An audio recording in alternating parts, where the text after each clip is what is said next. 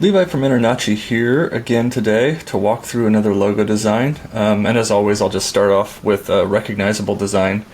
Today I'll start off with John Deere, which has a really long history, so it's kind of fun to see all of the different variations this logo took, because it started way back in 1876 and then seemed to have like a rebrand every 20 years or so. I actually like these sort of older style logos, the sort of hand-drawn logos, but they don't hold up for things like websites now or apps or all this stuff. You have to, like pens, you can't put them on like smaller things, so they don't work as well for marketing, but they look cool. But eventually it landed over here with this kind of stylized deer. And one thing specifically I want to point out is just how the antlers on the top of the head changed. You can see they get progressively more simple as the logo has to get smaller for things like websites or like apps. And they take this really simplified form here, and then they add some like points back here and like add a little bit more movement and angularity to the shape here. Anyway, today we're going to talk about Adirondack inspections over here. And the first thing I want to talk about is when you're using an image or a pictorial logo, the goal is to place the focus on the object you want the focus on and not on the other stuff. So with this logo, I used these sort of big dark shadow shapes to frame out the chair image, and then the shapes in the mountain just serve to move the eye back to the chair. In other words, the arrow here takes you here, which moves you back around to these sort of shapes in the mountain, which just point back at the chair. And also I wanted to point out the how simplified this tree image is.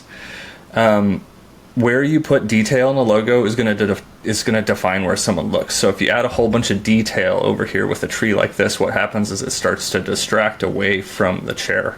And since the name of the company is Adirondack, you want people to pay attention to the specific object in the logo that defines the logo. And adding detail can just end up being distracting. So with font choices here, fonts matter because the style of font is built on shapes which sort of convey a message and either are relaxing or stressful or create tension. And it's really easy to find lots of bad fonts online, fonts that are hard to read. And how small a font is going to be should also factor in. Like this inspections down here has to be a different kind of font because it's always going to be smaller. So this is relaxing. The font that I chose is like kind of a relaxing font. It works well with the idea. Like the font I'm using actually for this text would also work well with this logo. So there are other variations, but you do want to convey like sort of a relaxing idea because that's what the name of the company conveys.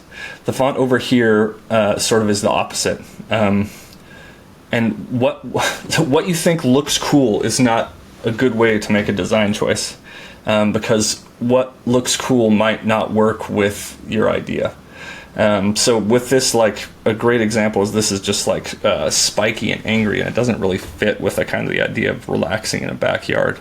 But this font here, this inspections font here, actually becomes really hard to read when you scale it down.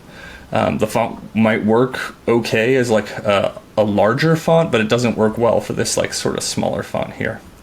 Another thing that this guy actually did well is this was carried all the way through into a really nice website. Anyway, if you have any questions for us, or if you would like to place an order, you can go a hold of us at marketing.nachi.org, and thanks for your time.